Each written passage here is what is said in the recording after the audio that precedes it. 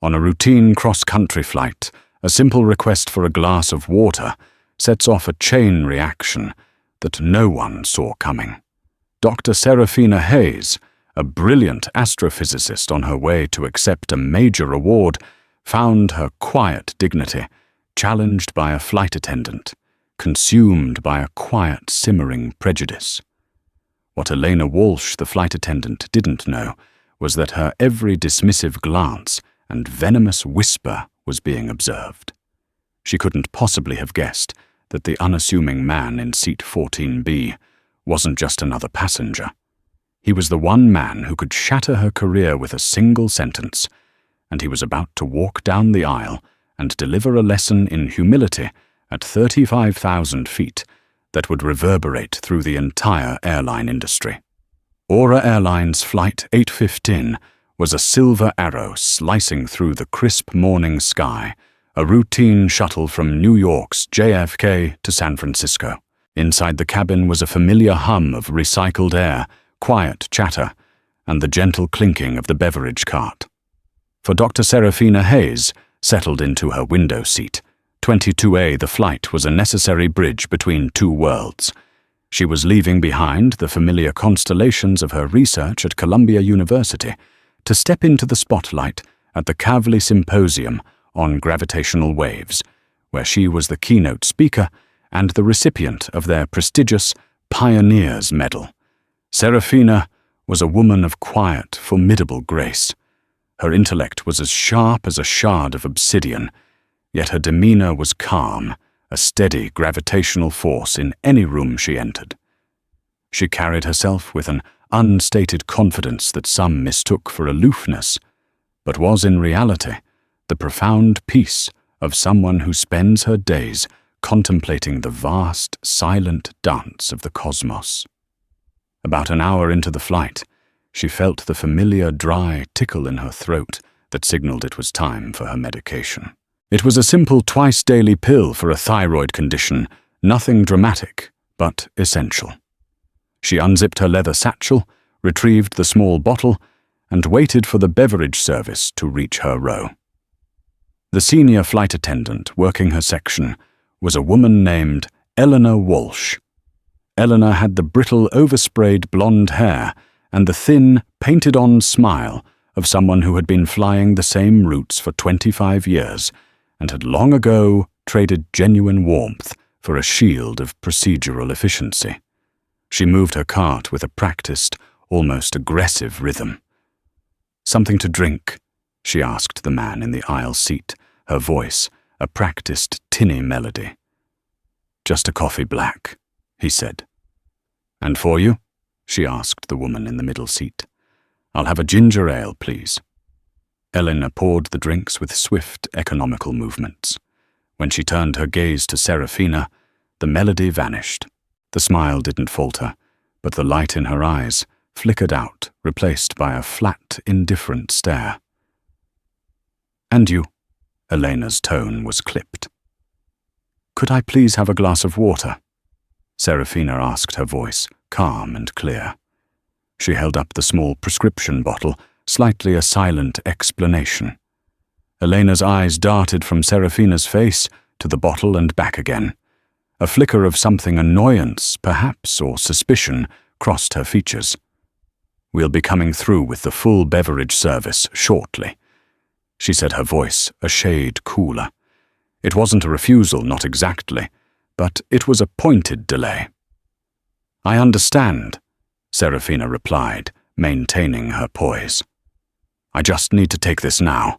A small glass would be perfectly fine." Elena's smile tightened into a bloodless line. "As I said, we will be through shortly." Without another word, she pushed the cart forward, leaving Serafina in a pocket of profound silence. The man in the aisle seat shot Serafina a look of confused sympathy. The woman in the middle seat studiously avoided eye contact, suddenly fascinated by the safety card in her seatback pocket. Serafina took a slow, deep breath, centering herself. It was a microaggression, a small, sharp jab of disrespect designed to put her in her place. She had felt this specific chill before in academic halls, at conferences, in boardrooms. It was the subtle corrosive acid of prejudice, the assumption that her presence, her requests, her very existence were an imposition. She refused to let it destabilize her. She would wait. She would be patient. 15 minutes passed. The cart completed its journey down the aisle and returned. Elena served coffee refills and collected trash from the rows ahead of Serafina, her movements deliberately ignoring row 22. It was no longer a simple delay. It was a statement. Serafina watched as Elena laughed with a passenger in row 19 leaned in to share a conspiratorial whisper with another in row 20. To everyone else, she was a model of service. To Serafina, she was invisible. The dry tickle in her throat was now a persistent irritation. She needed the water. This was no longer about courtesy. It was about a basic, necessary need. She pressed the call button above her head. The light chimed a small blue beacon of hope in the pressurized cabin. She watched Eleanor at the galley see the light and deliberately turn her back to organize a stack of plastic cups. 1 minute, 2 minutes, 5. The light remained on unanswered, a silent, glowing testament to her refusal. The blue call light glowed with an almost defiant patience, a stark contrast to the impatience brewing in the cabin. Passengers were beginning to notice. Heads were turning, whispering to their companions. The silent drama in row 22 was becoming a public spectacle. In seat 18C, a young software engineer named Liam O'Connell, who had been half watching a movie on his laptop, pulled out his earbuds. He'd seen the whole exchange. He'd seen the polite request, the dismissive response, and now the pointedly ignored call light. His fingers, trained for quick action on a keyboard, instinctively reached for his phone. He unlocked it, opened the camera app, and began discreetly recording, resting the phone on his tray table as if he were reading an article. Serafina, maintaining a composure that felt like a suit of armor, decided on a different approach. She unbuckled her seatbelt, stood up gracefully, and walked the few steps to the forward galley, where Elena was now chatting with a younger flight attendant, a brunette named Jessica. "Excuse me," Serafina said, her voice steady and low, careful not to create a scene.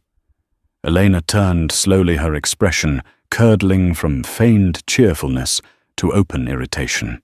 "The captain has illuminated the seatbelt sign. You need to return to your seat," she snapped, gesturing vaguely towards the front of the cabin, though the sign was in fact off. "The sign is not on," Serafina corrected her gently. "I've been waiting for over 20 minutes. I pressed the call button. I simply need a glass of water to take my medication." The younger flight attendant, Jessica, looked mortified. She immediately reached for a bottle of water. "Of course, Ma'am, I can get that for you, right? I will handle this." "Jessica." Elena cut her off, placing a hand on the bottle to stop her. The authority in her voice was absolute, laced with a threat that made Jessica flinch and retreat a step. Elena turned her full attention back to Serafina. Her voice dropped to a conspiratorial, venomous whisper, loud enough for only those in the galley to hear. "I don't know what you people think you're entitled to. This isn't a private jet. You wait your turn like everyone else. Now go back to your seat before I have you written up for interfering with a flight crew." The words, "you people," hung in the air like toxic spores. It was the oldest, ugliest dog whistle in the book, a verbal shorthand for a world of prejudice. In that moment, Eleanor wasn't a flight attendant, and Serafina wasn't a passenger. They were actors in a centuries-old play, and Eleanor had just delivered her hateful defining line. Serafina felt a cold fury rise within her, but she compressed it into a diamond-hard point of clarity. She would not be baited. She would not lose her temper. Her dignity was the one thing Elena could not take from her. Your behavior is not only unprofessional, it is discriminatory. Serafina stated, her voice quiet but ringing with authority. I would like your name and your employee number. Elena actually laughed a short, sharp bark of derision. You're not in a position to demand anything. My name is Elena Walsh, and you'll get my employee number when hell freezes over. Now for the last time, sit down. The standoff was absolute. The quiet hum of the aircraft seemed to fade away, the tension in the small galley becoming a physical presence. Jessica looked like she wanted the floor to swallow her whole. Liam, a few rows back, adjusted his phone, making sure he was capturing the sneer on Eleanor's face. And then a new voice entered the fray. A calm, masculine voice from just behind Serafina. I think, Ms. Walsh, you will provide that number. Serafina turned. Standing there was a man in his late 50s with silvering hair, wearing a simple but well-tailored grey polo shirt and slacks. He had been seated in the Economy Plus section, a quiet man who had been reading a well-worn paperback novel for most of the flight. His face was kind, but his eyes held an unmistakable glint of steel. Elena's entire demeanor shifted. This was a white man, an authority figure in her worldview. Her professional smile clicked back into place, a grotesque mask over her previous hostility. Sir, I apologize if this passenger's behavior has disturbed you. I have the situation under control. She was refusing to return to her seat. The man took a step forward, his gaze fixed on Eleanor. He completely ignored her explanation. You have denied a passenger water for her medication. You have ignored a call light. You have been verbally abusive and have now lied about the seatbelt sign. I asked for your employee number. Elena's face flushed a blotchy red. The audacity of this man, this passenger defending her. Sir, with all due respect, this is a crew matter. Who are you? The man reached into his back pocket and pulled out a slim leather wallet. He didn't flash it. He opened it slowly, deliberately, and held it out for her to see. Inside, behind a clear plastic window, was an ID card. A photo of his smiling face was next to the sleek Aura Airlines logo. Beneath it, in bold, unambiguous letters, were his name and title: Robert Sterling, Chief Executive Officer.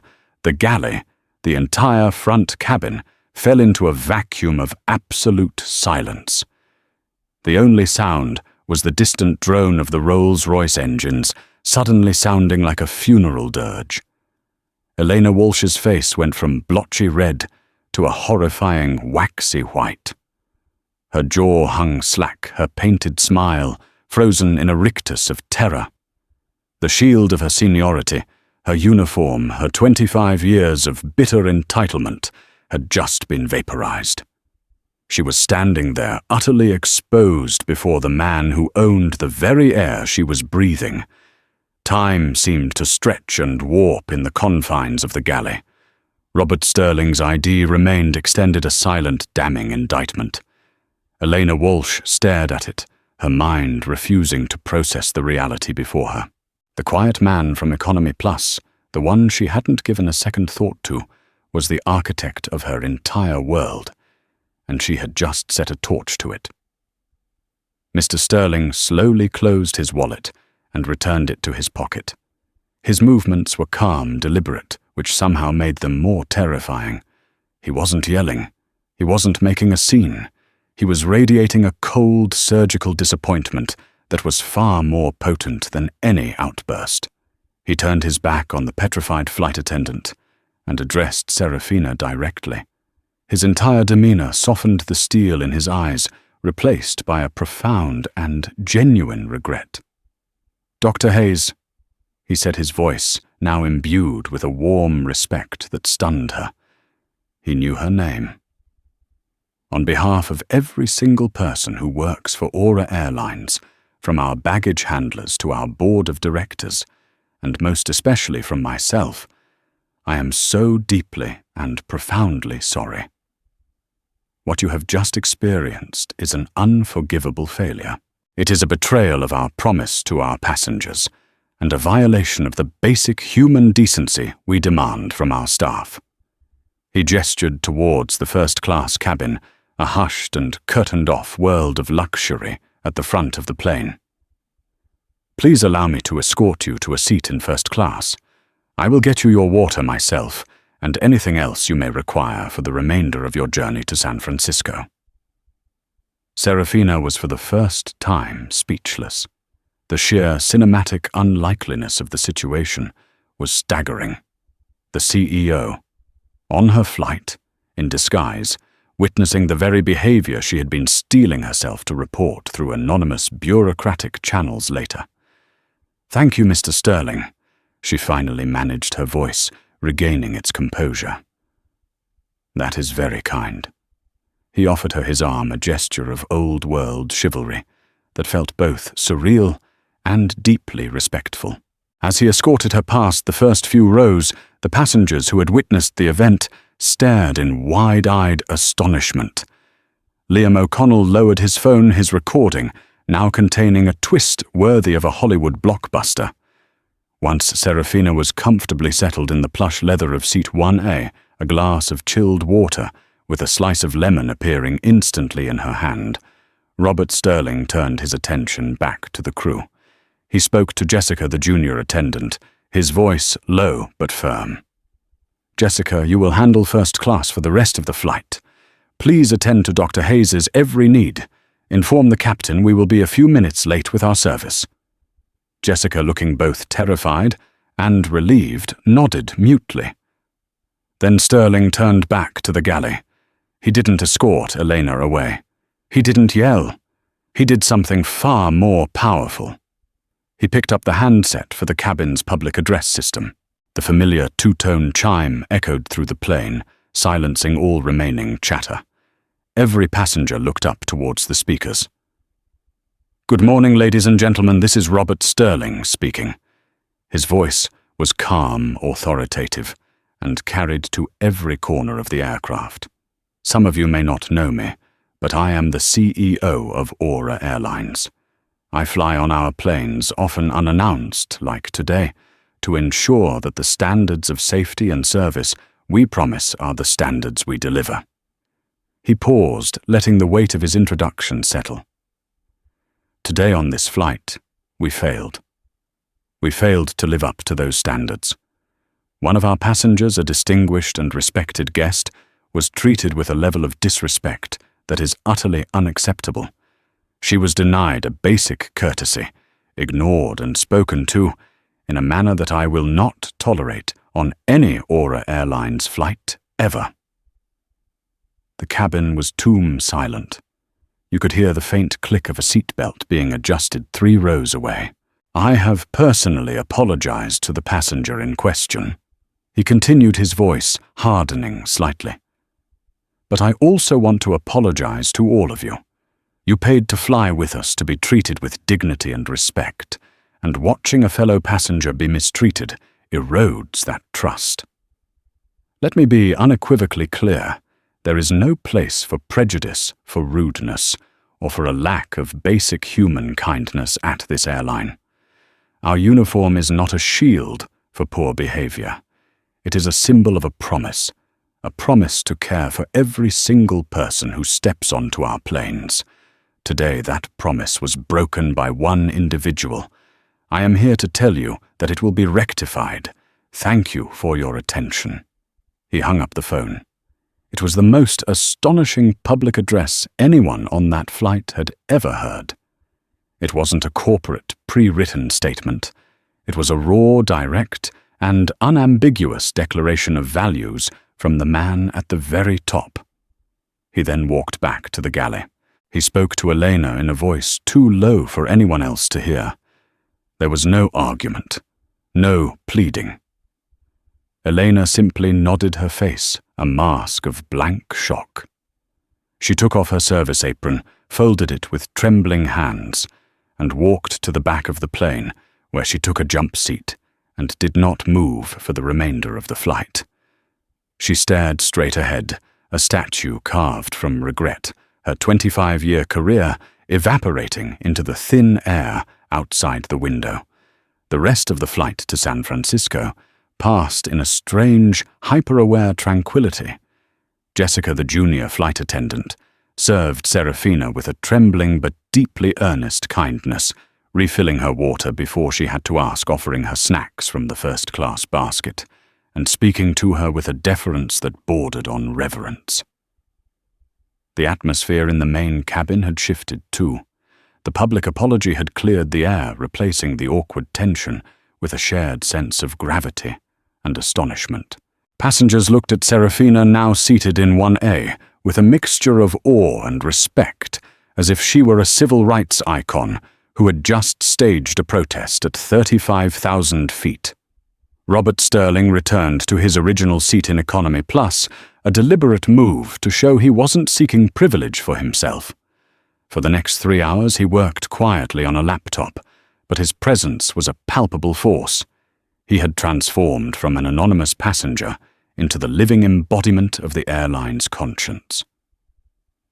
As the plane began its descent into the Bay Area, the golden hills and shimmering water appearing below the reality of the situation began to set in. This was no longer just an onboard incident.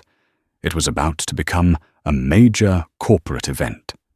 When the wheels of Flight 815 touched down smoothly at SFO, the usual rush to stand and retrieve bags was absent.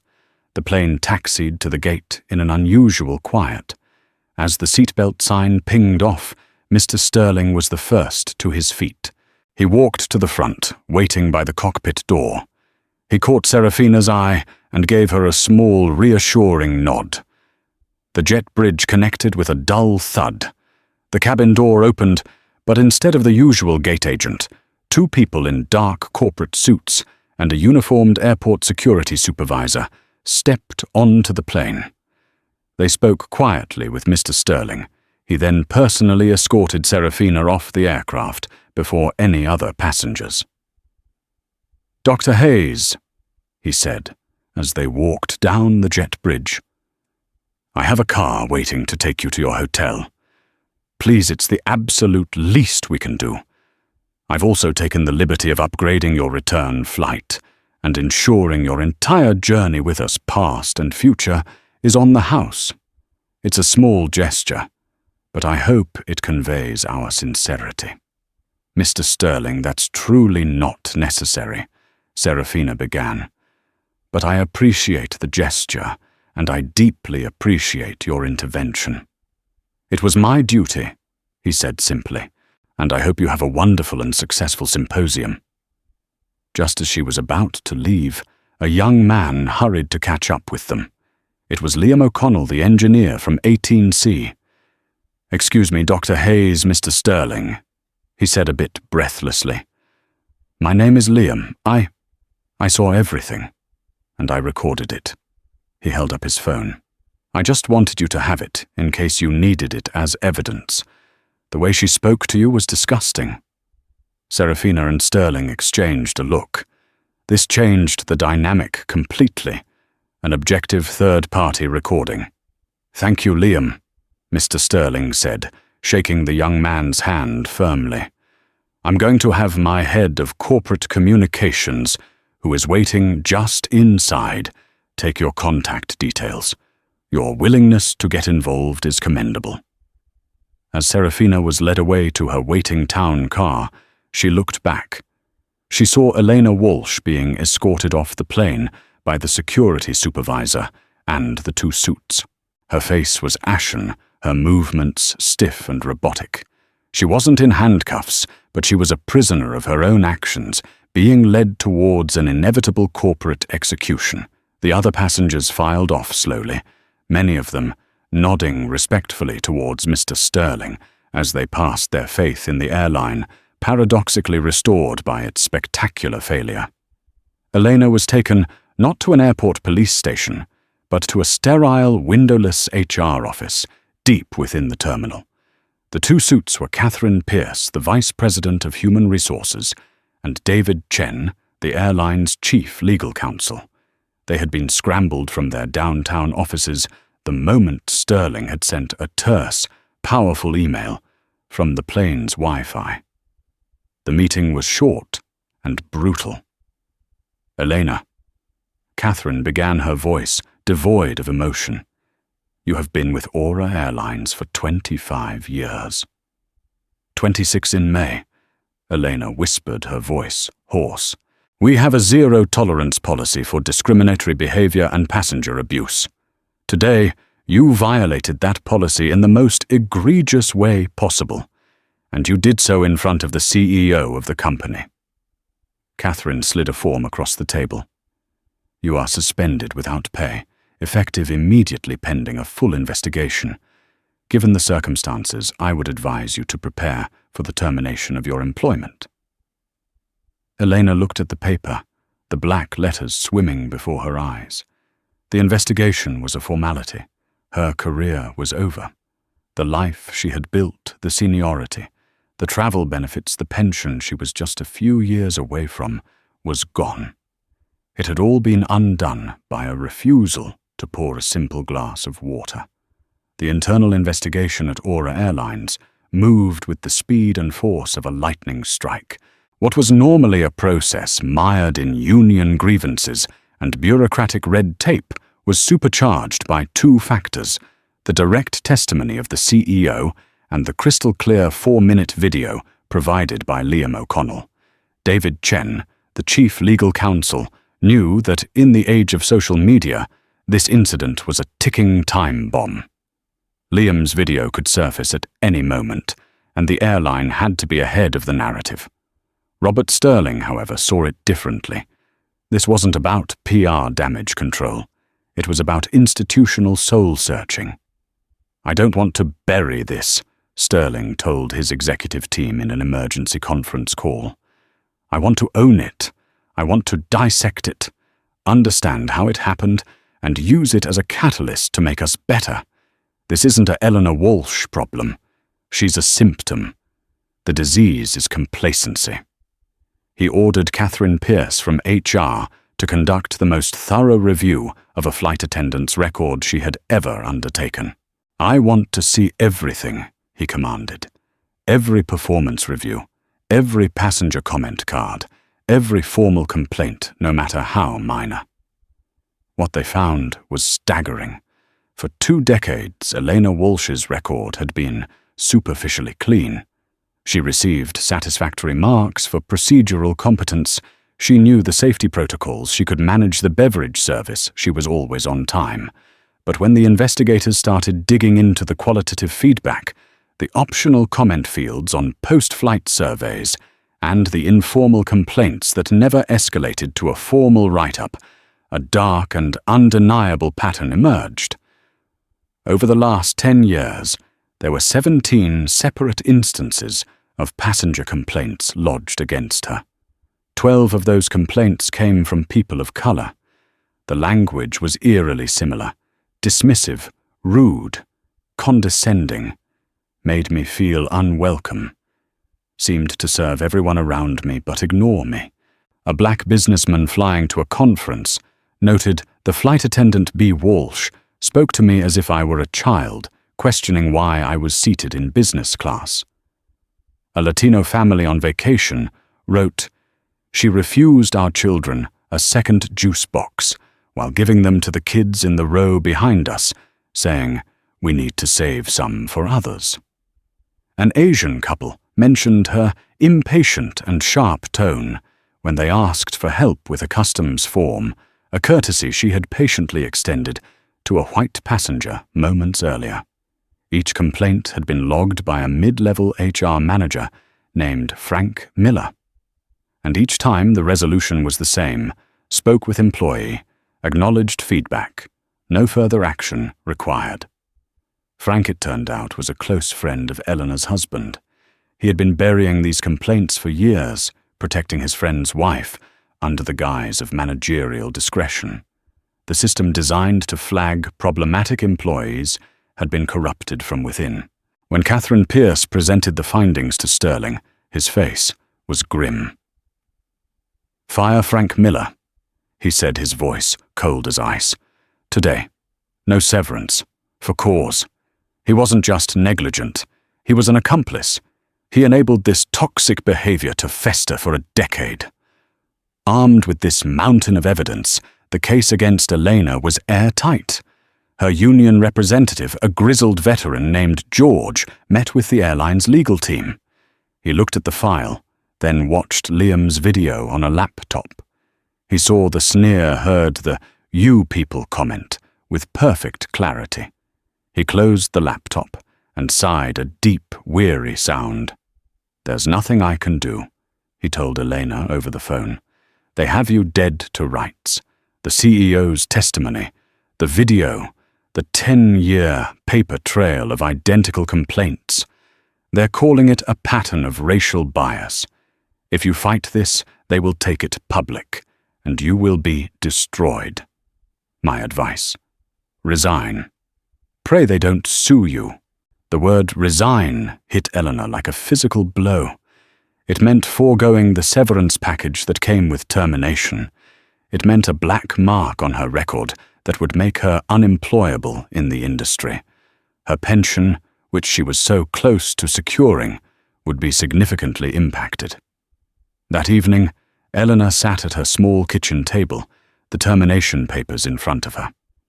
Her world had shrunk to this single damning piece of paper. Her husband tried to comfort her, blaming the woke culture and oversensitive passengers. But Eleanor knew the truth. She remembered every single one of those faces, the businessman, the family, the couple, and the small, satisfying thrill of power she had felt in dismissing them. She had mistaken their politeness for weakness, their dignity for arrogance. The hardest blow came a week later.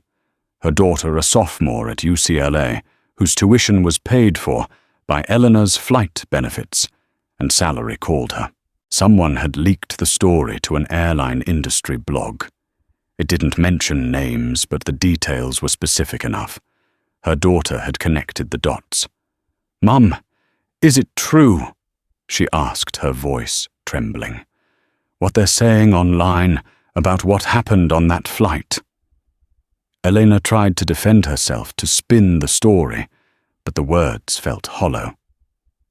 "I can't believe you, Mom," her daughter said, her voice breaking with a mixture of shame and anger. "All my life, you taught me to be better than that, to treat people with respect. How could you do that? The woman was a doctor. What did she ever do to you?" The line went silent for a moment before she delivered the final, devastating verdict. "I need some space. I can't talk to you right now." The phone clicked dead. Elena sat in the silence, the echo of her daughter's disappointment more deafening than any public condemnation. She hadn't just lost her job. She had lost her daughter's respect. The karma wasn't just professional, it was personal, and it was absolute. While Elena Walsh's carefully constructed life was fracturing under the weight of her actions, Dr. Serafina Hayes was experiencing a professional zenith. At the Kavli Symposium, standing at a podium before a sea of the world's most luminous minds in physics, she was in her element.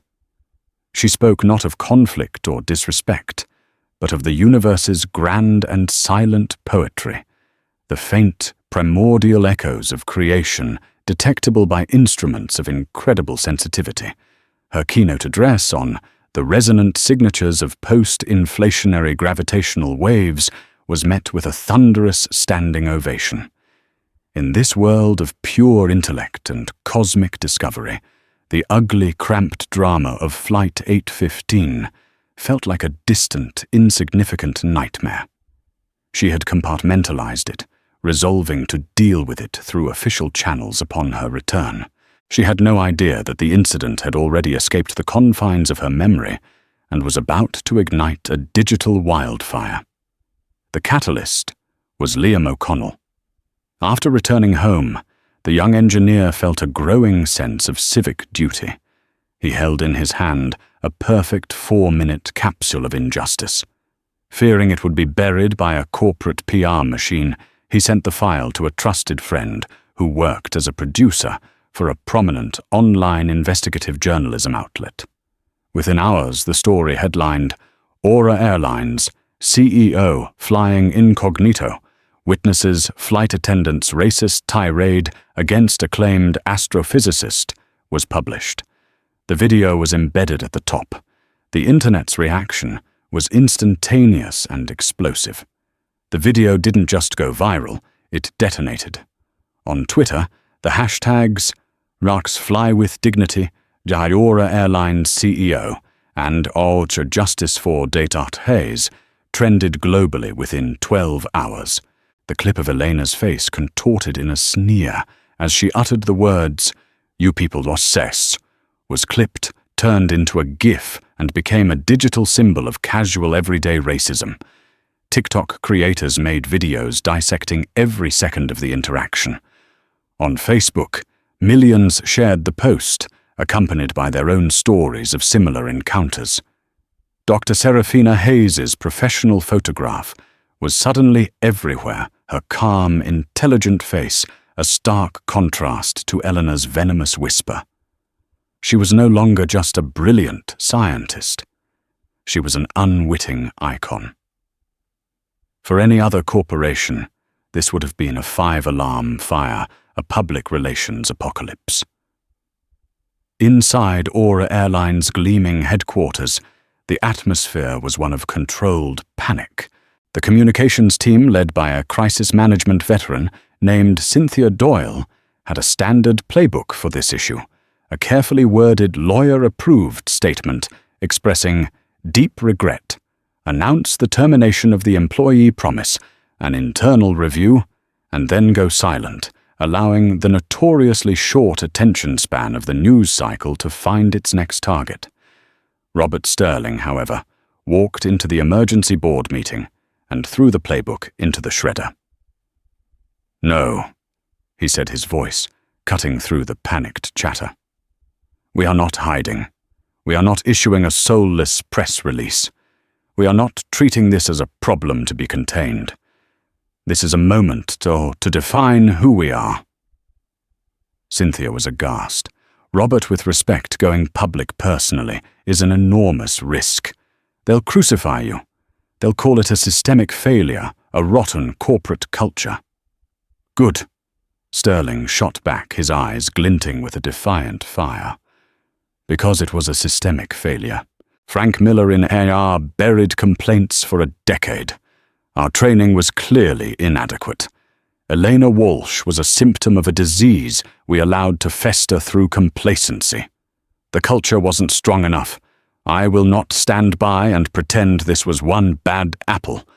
The whole orchard needs tending." He made a decision that sent a shock wave through his executive team. He wasn't just going to make a statement. He was booking himself for a live prime-time interview on the nation's most-watched news program with Meredith Shaw, a journalist renowned for her incisive take-no-prisoners style. That evening, the harsh, bright lights of the television studio felt like an operating theatre. Meredith Shaw's questions were surgical.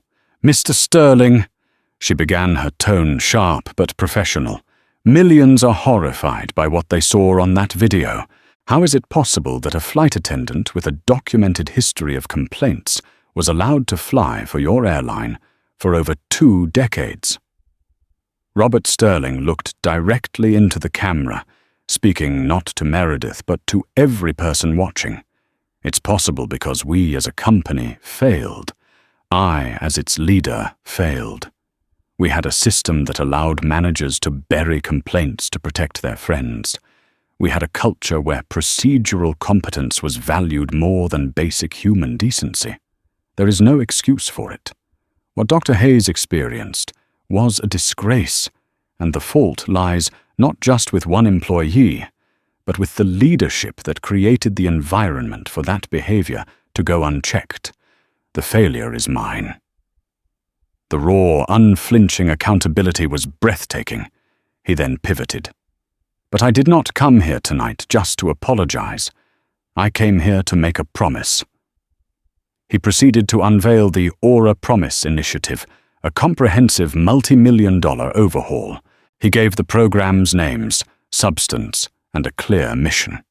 He announced the Clear Skies reporting system, a new fully independent ethics and compliance platform managed by a third-party firm where any employee or passenger could report misconduct without fear of reprisal. He detailed the Horizon DEI program, a mandatory immersive new training curriculum designed with leading sociologists and civil rights groups, which would move beyond slideshows and into real-world scenario training. He then announced the creation of the Pioneer Scholarship Fund. Named in honor of the award, Dr. Hayes was traveling to receive a multi-million-dollar fund to create pathways for underrepresented youth to become commercial pilots and airline executives. Meredith Shaw was visibly impressed, but pushed one last time. "These are impressive promises, Mr. Sterling, but how can the public be sure this is a genuine transformation and not just a very expensive PR campaign?" Sterling saved his masterstroke for last. "Because I know we cannot do this alone. We need guidance from those who understand the nuance and pain of these experiences. That is why I have personally invited Dr. Serafina Hayes to join our corporate advisory board as a paid consultant on customer experience and corporate ethics. Her voice will be instrumental in holding us accountable and ensuring these changes are not superficial, but are woven into the very fabric of our airline. I am humbled and grateful to announce that she has accepted the position." The interview was a watershed moment. The online conversation shifted on a dime. The anger at Aura Airlines transformed into admiration for its CEO's courageous transparency. His performance became a case study in leadership, lauded in the Wall Street Journal and taught at Harvard Business School. For Elena Walsh, this public spectacle was the final grinding turn of the screw. She watched the interview from the stained couch in her living room, a container of cheap takeout growing cold on her coffee table. She had become a national villain, her name and face plastered everywhere, a cautionary tale of bigotry. The blacklisting from the airline industry was absolute and brutally efficient. No commercial carrier, not even a budget cargo line, would touch her application. Her savings dwindled. The comfortable suburban life she had taken for granted began to crumble. She finally found a job the midnight to 8 a.m. shift at a 24-hour quick E-Mart off the interstate. Her crisp blue uniform was replaced by a grease-stained polyester smock. The scent of jet fuel was replaced by the cloying smell of stale coffee and spinning hot dogs. Her customers were long-haul truckers and bleary-eyed travelers, their faces weary and anonymous. The power she once wielded was gone, replaced by the forced, weary politeness of all-night retail. "Would you like a bag for that?" She would mumble, avoiding eye contact, her voice a ghost of its former authority. The final blow came not from a stranger, but from her husband, Mark. He came home one night to find her staring blankly at the TV, the smell of burnt microwave popcorn thick in the air. He looked at her, at the defeated slump of her shoulders, and the dam of his resentment finally broke. "I can't do this anymore, Bren," he said, his voice flat. "My friends at the club ask about you. My boss looks at me with pity. We're draining our retirement account to pay the mortgage. All because you couldn't just pour a woman a glass of water. Because your pride wouldn't let you be decent for 2 minutes." "It wasn't like that," she whispered, the defense sounding pathetic even to her own ears. "I don't care what it was like," he retorted, his voice rising. "I only care what it is. And it's a disaster. You ruined us." He tossed a set of house keys onto the table. They landed with a metallic clatter that echoed the finality of his decision. "I'm staying with my brother. My lawyer will be in touch." He walked out the door without a backward glance, leaving Eleanor utterly alone in the silent house, a pariah in her own life, haunted by the ghost of a simple request she had been too proud and too prejudiced to grant.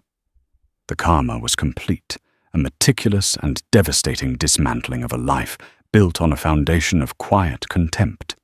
2 years later, the chill of a New York autumn afternoon swept across the tarmac at JFK.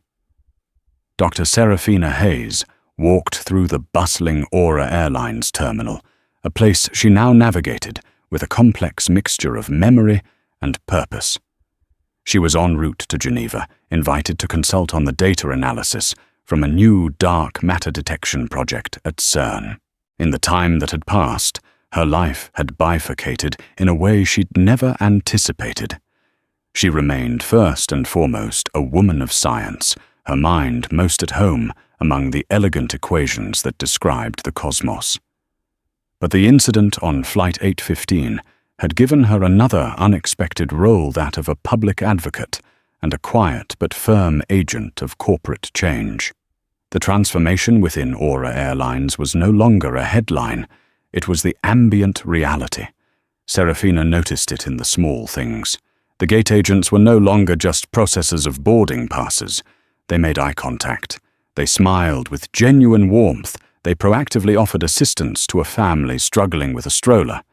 This was the result of the Horizon DII program in action, a shift from rote procedure to active empathy. As she presented her boarding pass, the agent's eyes lit up in recognition. "Dr. Hayes, it is an absolute pleasure to have you fly with us today. We have you in 2A. I hope you have a wonderful flight." There was no fawning, just a simple, profound acknowledgement. The poison of the past had been metabolized into an antidote of respect. On board, as she settled into her seat, she witnessed another small miracle of the new culture. An elderly Italian man was visibly distressed, trying to explain to a flight attendant that he had left his reading glasses in the terminal. The flight attendant, a young man who couldn't have been more than 25, listened patiently before responding in slow, careful Italian, reassuring the man that he would contact the gate and have them brought to the plane. Serafina knew this was a direct result of a new incentive within the Horizon program that provided bonuses for crew members who achieved proficiency in a second language. It was a small human interaction that would have been impossible 2 years ago. It was proof that the change was real, that the investment was paying dividends in human kindness. "I was hoping I might see you on a flight one day." Serafina looked up from her thoughts. Standing in the aisle was Jessica Milner. The tentative, fearful junior attendant was gone. In her place stood a confident, poised lead flight attendant, her uniform immaculate, her smile radiating a calm authority. Jessica Serafina said, a genuine smile spreading across her face. "It is so wonderful to see you, look at you, leading the crew." "I learned from the best," Jessica replied, her voice soft but sure. "And also from some of the worst. We still use your story, you know. In the Horizon training module, it's called the Flight 815 Protocol. We don't use names, of course, but everyone knows. We use it to teach the most important lesson, that every passenger comes with a story we can't see, and that dignity is the one thing we have no right to take from them." She leaned in slightly, her expression earnest. "Last month I was co-leading a session. There was this veteran attendant, a guy who'd been flying for 30 years who was grumbling about all this woke nonsense. We got to the part of the protocol where we discussed the impact of microaggressions. We played an audio reenactment based on the transcript from your incident. This cynic, just broke down. He started weeping. He admitted that he'd been that person 100 times, making snap judgments, being dismissive. He said hearing it from the outside broke his heart. He's now our most passionate advocate for the program. That's the change you made happen, Dr. Hayes. You made us see ourselves."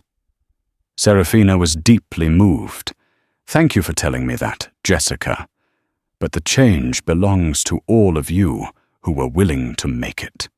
She thought of the first group of Pioneer Scholarship recipients she had met at a gala last spring. Bright, ambitious young men and women of color, their eyes shining with the dream of flight. "I met the first class of the scholarship winners. They're extraordinary." "They are," Jessica agreed. "They're the future of this airline." Later, as the plane cruised silently over the vast, dark Atlantic, Serafina found her mind drifting from the astrophysics paper on her tablet.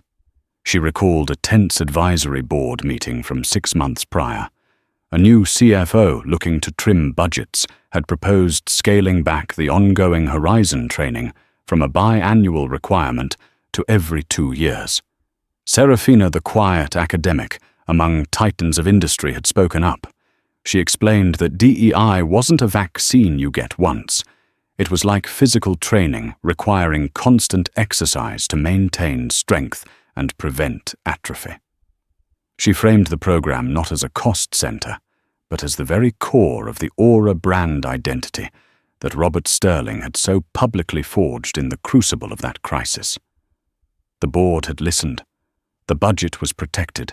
Her voice, once ignored when asking for water, now helped steer the conscience of a multi-billion-dollar corporation. An hour before landing, Jessica returned. She placed a tray on Serafina's table. On it was a crystal glass of sparkling water with a perfect twist of lime, and next to it a small linen-textured envelope. "From the entire crew," Jessica said softly before moving on. Serafina opened the handwritten note.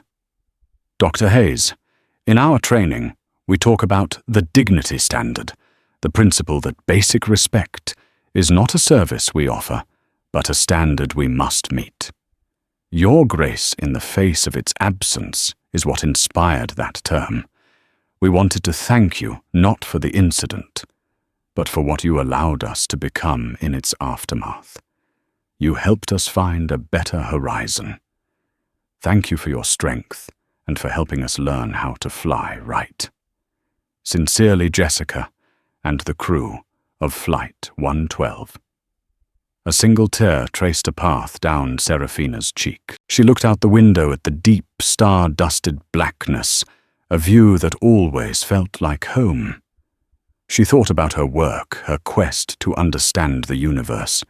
She often contemplated dark matter, that invisible elemental substance that makes up most of the cosmos, which can't be seen or touched, but whose immense gravitational influence shapes galaxies and bends light. Prejudice, she mused, was the dark matter of human society. It was an invisible heavy force, and its toxic gravity could warp lives, bend careers, and create vast cold voids between people. What happened on Flight 815 was a collision, a moment where the invisible became shockingly visible. Robert Sterling's actions were like the intervention of a massive positive force altering the trajectory of the entire system. And the karma that had followed wasn't merely a punitive force that brought Elena Walsh's life crashing to Earth. It was a cosmic rebalancing. It was the universe converting the immense potential energy of a single ugly moment into the kinetic energy of positive, lasting change. The Pioneer Scholarship Fund was a stellar nursery, a place where new stars were being born who would one day navigate a friendlier, more welcoming sky. The darkness had not been erased, but it had been used as a catalyst to create an extraordinary legacy of light. The story of Dr. Serafina Hayes and Aura Airlines is a powerful reminder that our actions, no matter how small, have consequences that can ripple out in ways we can never predict. A simple act of disrespect born from prejudice set the stage for a spectacular downfall.